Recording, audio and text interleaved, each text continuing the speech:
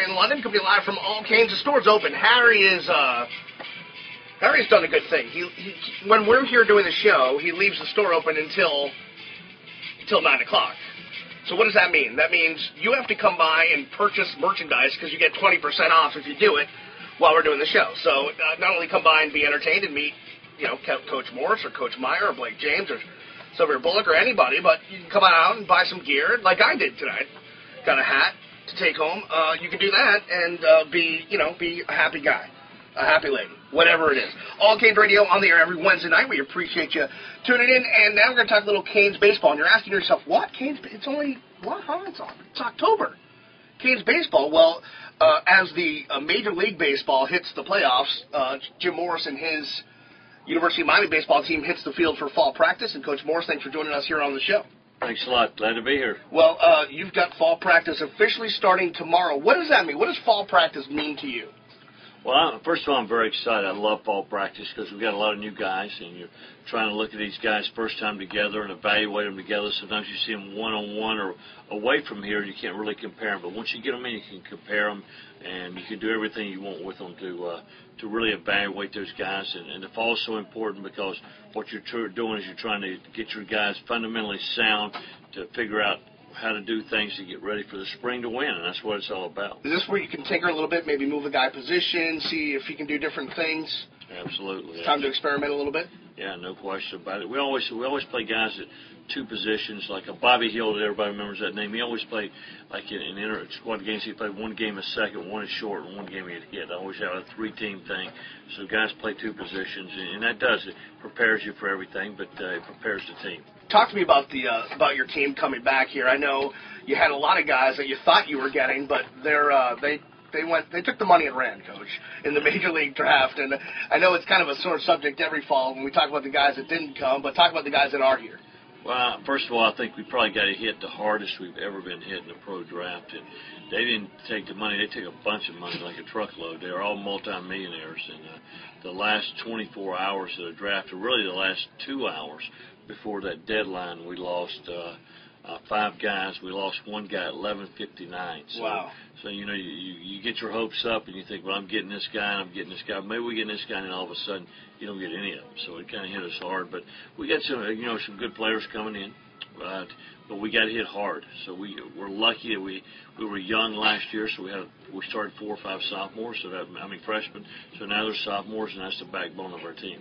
You do have some returning talent coming back, though.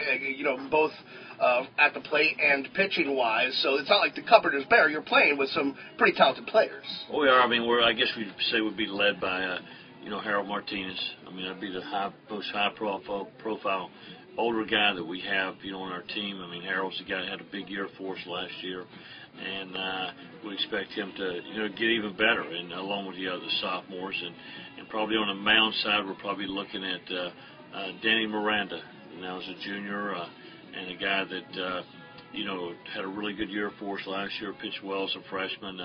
His breaking ball improved this year, this last season, and we're looking for him to step it up and be maybe the leader on that pitching staff. And EJ coming back? EJ Incanosa, he's a freshman. He was kind of a middle reliever, but he had an outstanding year. EJ's got maybe the best stuff on our team. He's got the great stuff and great movement, and he's just got to locate's the biggest thing. Locate, get ahead of hitters, field his position, do those things. But, he's working very hard. He's a guy's got, a high ceiling. What's the process like with you and JD, identifying pitchers that come and placing them as a starter, a reliever, or a closer? How do you go about that process? Well, first of all, I think JD and I meet every day on pitching. Right. Whether it's practice or whether it's games, I'm in a meeting with JD every day, so we're talking pitching probably more than anything because, it's just 80% of the game or whatever that percentage is. I know it's a high percentage, it's a very important part. We talk about it, and, of course, I really value his opinion, as a pitcher and whether we're taking a guy out or what we're doing with a pitcher, how we're doing it, and get his ideas because at the end of the day, he was a pitcher and I wasn't. And I think that helps him to be able to work with those guys, just like I feel more comfortable working with infielders But in particular, I feel more uncomfortable working with shortstops than any other player. But you've always had a strong closer. That's something, when I go back to, what are we on, 17 years at the University of Miami. It seems like it was just yesterday. We're getting old together, man. Yeah, I know, man. But you've always had, that position has always been stout for you, that closer position. So I'm just thinking in your recruiting or in your identification of talent, you've always been able to find a guy that can shut it down. Well, we've got, of course, Danny Miranda was our closer last year, so we're doing that. But we got a guy we kind of got late that snuck in here, Adam Sargent. And we think that, that he's going to be an outstanding closer. I can tell you, he's got really good movement. He's down. I like the sidewinder type guys, and he drops down. He's got really good movement, late movement, and we think that he can develop into that role. And of course, the fall practice. I want to practice. I'd rather answer these questions after Thanksgiving when we finish fall practice, but we have different thoughts about that. But we think that guy. But you got to have a closer. If you don't have a good closer, then you're in trouble, unless you got Lee pitching for you like Texas does. It pitches all 9 innings every game. There you go. If you had to point to a weakness or something you really need to work on here in fall practice, what would it be? Well, for me right now, biggest question mark is probably starting pitching. Just the fact that we've got to do that, and then also we had the best catcher in the country in Yasmani last year, so we got a battle behind the plate. David Villasuso is our returning catcher. That is a guy that could be our starting catcher, and somebody's got to take the job away from it, or he's got to really solidify that position as himself. And the catcher's like a quarterback. If you don't have a quarterback, then you're in trouble. If you don't have a catcher, you're in trouble. So a leader on your team. When you talk about needing to find starting pitchers, when you start out the year, how many guys do you want to have in a rotation? 4, 5? How many guys do you want that can start for you?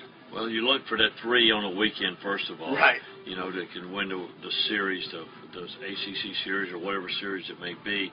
And then you have a 4th starter probably has 10 to 15 starts. And then that 5th starter probably has 2 or 3 starts. So, but number 1, you're looking for that 1, 2, 3 because that's what's going to end up getting in a tournament. And so Eric Whaley is our returning guy right now that we consider our number 1 starter returning. Talking with the head coach of the University of Miami baseball team, one of the most decorated coaches in college baseball. 2 World Series on his resume. Jim Morris joins us here on All Canes Radio.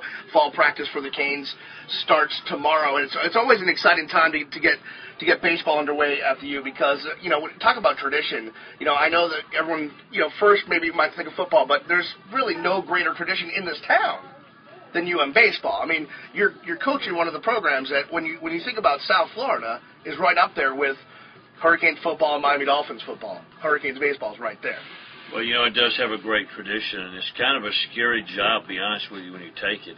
And you're coming in here and you're following what I think is the most influential guy in the history of college baseball in Ron Frazier. And if he hadn't had his arm around me and said, he wanted me to do it, there's no way I would have came to Miami because I knew it was going to be like following a Bear Bryant or John Wooden, and I told him that, and he just said no, and I said, no, I'm right this time. I'm not going to argue. I'm right, and it is. And the fact is he's always been there to help me. I was an assistant coach for him on the USA team.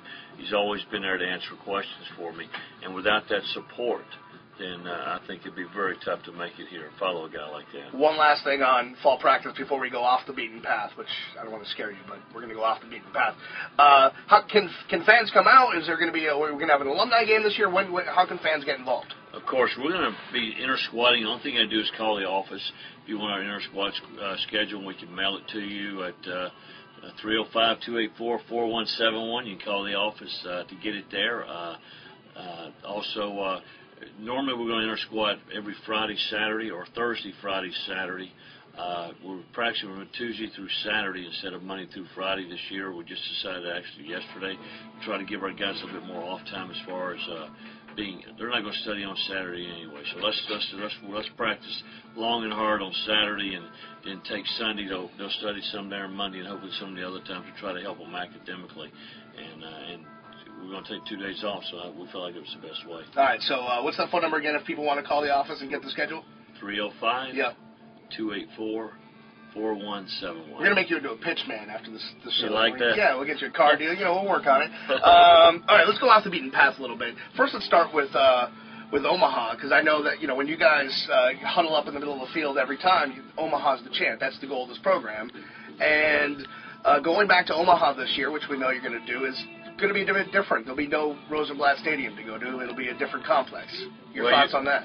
Well, you know, Rosenblatt was great, no question, but this is progress. You know, and if you look at a new ballpark, I say the Marlins are going to a new park. It's very exciting. You saw it happen in Baltimore. You've seen it happen in all these towns, and all these new parks are great. And the park in Omaha is going to be a super park, and it's going to generate an extra $25 million. And that's important because that gives baseball even more credibility in that town and with the NCAA. And hopefully that'll enable us to do more things. Baseball's grown so much in the last 25, 30 years, and a lot of it comes down to money. You got to be able to generate money and do different things.